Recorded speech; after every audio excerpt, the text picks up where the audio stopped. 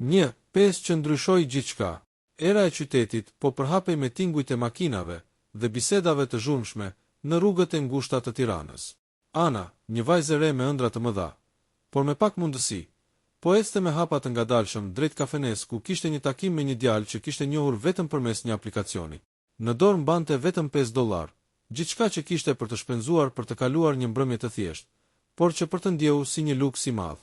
Kur hyri brenda, vendi ishte plot me çift të buzëqeshur dhe të shtrenjta. Ana ndjeu një gëryerje të ftohtë në stomak. Të gjitha dyshimet e saj po bëheshin realitet. Djali i takimit, me një shikim të ngjirur dhe fytyrë të ftohtë, nisi ta nënçmonte hap pas hapi. Me $5, kjo është gjithçka që ke për të shpenzuar për një mbrëmje, tha ai me një qeshje të ftohtë që i shpuri shpirti në fund të këmbëve. Ana ndjeu lotët që i mbushnin syt, por nuk lëshoi një fjalë. Ai nuk e dinte se dikush po i vëzhgonte nga një tavolinë afër, një milioner i njohur në qytet, i njohur për pasurinë dhe elegancën e tij të padiskutueshme. Shikimi i tij ra mbi Anan që po përballej me turpin dhe padrejtësinë, dhe diçka u ndez brenda tij. Një dëshirë e papërmbajtshme për ta ndihmuar, për ta ngritur, për ta parë të buzëqesh, filloi të marrë formë në mendjen e tij.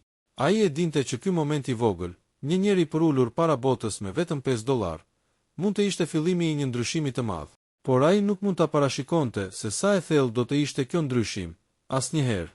Disa ditë pas asaj mbrëmje të turpshme, Ana vazhdonte të ndihej e vogël dhe e papërshtatshme, sikur bota të kishte harruar për të. Por e kishte harruar një gjë. Sytë e milionerit që e kishin parë atë natë nuk e kishin harruar kurrë. Ai nuk e la rastësinë të kalonte. E gjeti Anan duke punuar në dyqanin e vogël, ku shpesh ndihmonte si ndihmëse. Me një buzëqeshje të qetë dhe një respekt që e bënte çdo fjalë të rëndonte më shumë, i ofroi një kafe. Nuk duhet të ndihesh e turpruar për atë që ndodhi. Ti ke potencialin për më shumë, shumë më shumë, tha ai, me zë të qetë, por plot autoritet. Ana, fillimisht e habitur, nuk e dinte si të reagonte. Nuk ishte vetëm pasuria që e tërhoqi, por mënyra si ai e trajtoi me respekt, me vëmendje dhe pa asnjë lloj paragjykimi. Ata folën gjatë, dhe ajo e ndjeu një siguri që nuk kishte ndjer kurrë më parë. Një ofertë e papritur u shfaq. Ai donte ta ndihmonte atë të ndjek ëndrat e saj, të mësonte, të zhvillohej dhe të shikonte botën ndryshe. Për Anan, kjo ishte një mundësi që nuk mund të refuzonte. Me $5 që dikur i kishin dukur gjithçka, ajo kishte përjetuar turpin dhe poshtërimin, por tani po i hapeshin dyert e një bote të re, një botë ku ajo mund të bëhej ajo që gjithmonë kishte ndëruar të ishte. Dhe kështu, një lidhje pa zakon filloi të formohej, një lidhje që nuk ishte thjesht financiare, por emocionale dhe frymëzuese. Ana nuk e dinte ende se kjo do të ishte vetëm fillimi i një udhëtimi që do ta ndryshonte përgjithmonë jetën e saj. Ana po shikonte rrugën përpara me një ndjenjë të re, një përzierje mes frikës dhe eksitimit. Ajo nuk e dinte se çdo hap që do të bënte tani do të ndryshonte fatin e saj përgjithmonë. Një ditë më parë, kur kishte marrë ftesën nga milioneri, zemra i rrihte fort. Nuk ishte vetëm se po hynte në një botë të re, por edhe se po hapte derën e një jete që nuk kishte ndëruar kurrë se do ta kishte.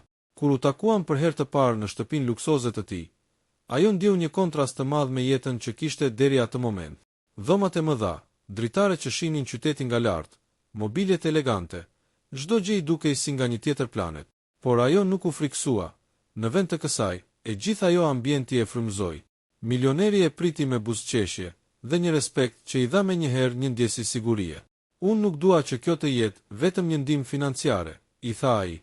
Unë dua që ti të zhvillohesh, të mësohesh, të bëhesh personi që gjithmonë e ke ëndëruar të jesh. Nuk ka limite.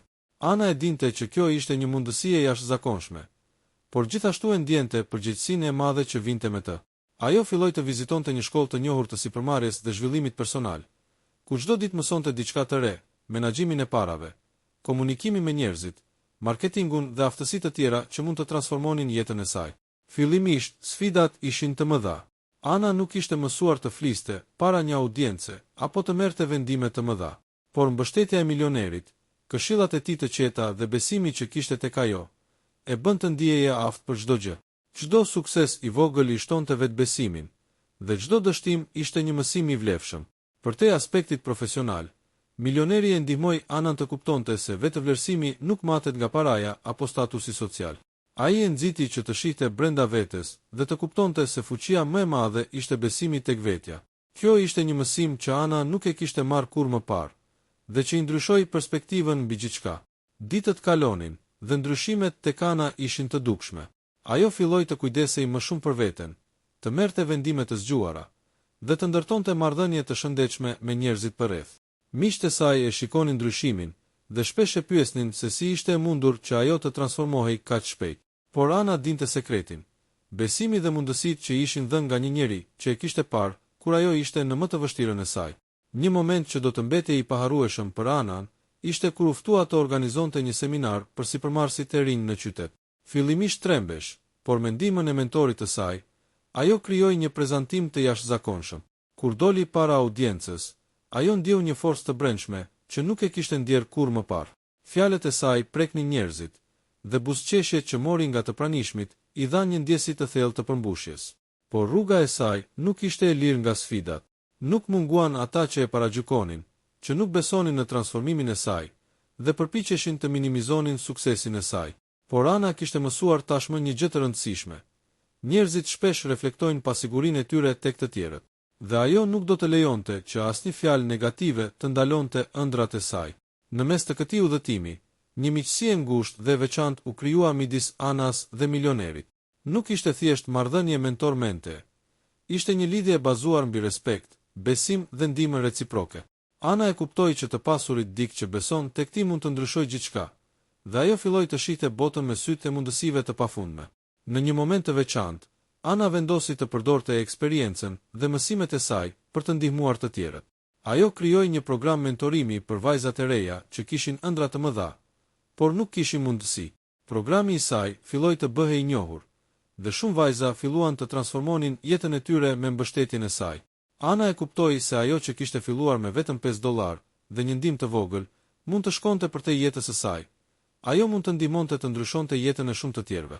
Kështu, nga një vajzë që dikur ishte turpruar dhe ndjere pafuqishme, Ana u shndërua në një grua të fortë, të sigurt dhe të frymëzuar.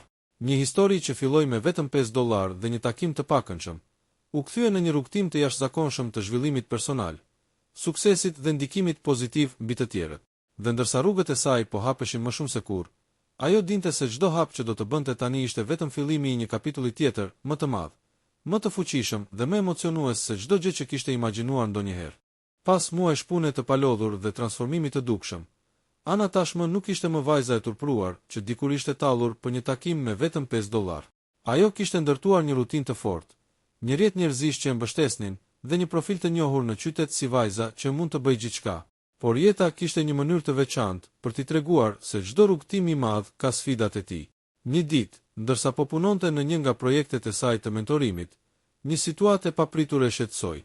Një ish kolege e saj nga dyqani ku punonte dikur, që gjithmonë e kishte paragjykuar dhe ziliqar, kishte filluar të shpërndante fjalë të pavërteta për Anan, duke pretenduar se sukseset e saj ishin vetëm rezultati i pasurisë së milionerit dhe jo aftësive të saj. Lajmet u përhapën shpejt, dhe Ana ndjeu një presion të madh. Në një moment, ajo ndjeu se gjithçka mund të rrëzohej përpara syve të saj, por ajo kujtoi diçka që milioneri i kishte thënë herët në udhëtimin e saj. Njerëzit shpesh nuk kuptojnë forcën e dikujt, derisa ta shohin atë të veprojë me guxim dhe të qëndrojnë mbi vështirësitë. Ana vendosi të mos lejonte fjalët e tyre të ndikojnë tek ajo. Me një vendosmëri të re, ajo organizoi një takim publik ku i tregoi të gjithë audiencës historinë e saj, nga ajo mbrëmje e turpshme me $5 deri te transformimi i saj dhe sukseset që kishte arritur vetë. Publiku e dëgjoi me vëmendje, dhe shumë njerëz u emocionuan nga sinqeriteti dhe guximi i saj. Ishte një moment që e bëri Anan të kuptonte fuqinë e vetvetes dhe rëndësinë e besimit tek vetja. Por sfidat nuk mbaruan këtu. Në botën e biznesit dhe sipërmarrjes, konkurenca ishte e ashpër. Një investitor i madh, i cili fillimisht kishte treguar interes për projektet e Anas, papritur filloi të krijonte pengesa, duke u përpjekur të minonte reputacionin e saj për të fituar avantazh. Ana e kuptoi se nuk mjaftonte vetëm talenti dhe përkushtimi. Duhej të kishte strategji, mençuri dhe qetësi për të përballuar lojën e madhe të fuqisë dhe ndikimit. Me ndihmën e milionerit, Ana filloi të mësonte artin e negociatave, menaxhimit të krizave dhe të zgjidhjes së situatave komplekse. Çdo sfidë që vinte ishte një test për të, dhe ajo ishte gati. Ajo filloi të kuptonte se çdo pengesë ishte një mundësi për t'u rritur dhe për t'u bërë më e fortë. Në mes të gjithë kësaj, Lidhja e Anas me milionerin po ndryshonte gjithashtu. Ata ndiheshin më shumë si partner dhe miq të sinqert, se sa thjesht mentor dhe nxënëse. Mbështetja e tij e bëri atë të ndjehej e sigurt, por edhe më vendosur për të luftuar vetë për suksesin e saj. Ata ndan shumë diskutime të thella mbi jetë, etikë dhe ëndra, dhe Ana filloi të kuptonte se fuqia e vërtet nuk vinte nga pasuria, por nga vizioni, puna dhe durimi. Një tjetër moment vendimtar erdhi kur Ana mori një ofertë për të zhvilluar një projekt ndërkombëtar. Ishte një mundësi që do të ndryshonte rrënjësisht karrierën dhe reputacionin e saj, por kjo vinte me rreziqe të mëdha, përgjegjësi enorme, presion dhe rivalitet ndërkombëtar. Ana ndjeu frikë, por gjithashtu ndjeu një ndjenjë të fuqishme për të provuar. Ajo kuptoi se tani nuk ishte më vajza e $5. Ajo ishte një grua që mund të përballonte çdo sfidë me guxim dhe mençuri. Me një frymë të re dhe një plan të qartë, Ana filloi të ndërtonte ekipin e saj, të zhvillonte strategjitë dhe të përgatitej për sfidën që do të vinte. Çdo ditë ishte një hap drejt suksesit. Çdo vendim ishte një provë e aftësive të saj, dhe çdo pengesë ishte një mësim që e forconte. Në fund të pjesës 4, Ana nuk ishte vetëm më e suksesshme. Ajo ishte më e fortë, më e mençur dhe më e vetëdijshme për fuqinë e vet. Një histori që filloi me vetëm $5 dhe një moment turpi, po transformohej në një rrugtim të madh për sukses, ndikim dhe vetë zbulim. Por ajo dinte se historia e saj kishte edhe kapituj të tjerë, sfida edhe më të mëdha, vendime edhe më të rëndësishme, dhe një rrugtim që do ta çonte më lart se sa kishte ëndërruar ndonjëherë. Ana nuk ishte më vajza e turpruar me vetëm $5 në dorë. Ajo tashmë kishte përjetuar transformimin e saj, nga një jetë e zakonshme dhe e thjeshtë, në një rrugtim të jashtëzakonshëm suksesi, besimi dhe ndikimi. Por jeta kishte përgatitur për të edhe provën më të madhe, sfidën që do ta tregonte se sa larg mund të arrinte. Një projekt ndërkombëtar i madh po i afrohej, një mundësi që mund ta ngrinte karrierën e saj në nivele që ajo kurrë nuk i kishte imagjinuar. Por kjo vinte me rreziqe të mëdha, përgjegjësi enorme, konkurrencë e ashpër dhe presion nga investitorë të fuqishëm. Ana ndjeu frikë, por ajo gjithashtu ndjeu fuqinë e vetvetes, besimin që kishte ndërtuar me muaj përpjekjesh. Ajo dinte se tani nuk ishte më vajza e $5. Ajo ishte një grua që mund të përballonte çdo sfidë. Në javët që pasuan, Ana u përqendrua totalisht tek projekti. Ajo ndërtoi një ekip të shkëlqyer, planifikoi çdo detaj dhe përgatiti strategji për çdo situatë të mundshme. Çdo vendim ishte i menduar, çdo hap i kujdesshëm, por gjithmonë i guximshëm. Ajo filloi të shikonte suksesin jo vetëm si pasuri materiale, por si mundësi për të bërë një ndryshim real për vetveten dhe për të tjerët. Një nga momentet më të rëndësishme erdhi kur investitori kryesor i projektit filloi të krijonte pengesa. Ai tentoi të ndërhynte dhe të merrte kontrollin, duke sfiduar çdo vendim të Anas, por Ana nuk u trem. Me qetësi dhe vendosmëri, ajo përdori aftësitë që kishte mësuar, negociata, strategji dhe guxim, dhe tregoi se nuk mund të manipulohej. Ajo arriti të binte ekipin dhe partnerët e projektit, duke kthyer çdo sfidë në një mundësi për të rritur. Kur projekti përfundoi me sukses, Ana ndjeu një emocion të papërshkrueshëm. Jo vetëm që kishte arritur qëllimin, por kishte mësuar të besonte tek vetja, të sfidonte paragjykimet dhe të përdorte çdo mundësi për të ndihmuar të tjerët. Ajo kishte shndërruar një histori të vogël me $5 dhe një moment turpi, në një rrugtim të madh dhe frymëzues. Në mes të gjithë këtij suksesi, lidhja e saj me milionerin mbeti e veçantë. Ai nuk ishte vetëm mentori i saj, ai ishte shoku dhe partneri i saj në çdo hap të udhëtimit. Por Ana kishte mësuar diçka të rëndësishme. Fuqia e vërtet nuk vinte nga pasuria e dikujt tjetër, por nga vetëdia, puna dhe guximi për të ndjekur ëndrat e veta. Në fund, Ana krijoi jo vetëm një karrierë të suksesshme, por edhe një rrjet mentorimi për vajzat e reja që donin të ndryshonin jetën e tyre. Ajo u bë një simbol i fuqisë, vendosmërisë dhe mundësisë që mund të vijë nga vendosmëri, punë e palodhur dhe besim tek vetja. Dhe kështu, historia e Anas, që filloi me vetëm $5 dhe një takim të turpshëm, u kthye në një rrugtim të madh të suksesit, ndikimit dhe transformimit personal. Ana kishte mësuar se çdo moment, madje edhe më i vogël, mund të jetë një pikë kthese që ndryshon jetën përgjithmonë.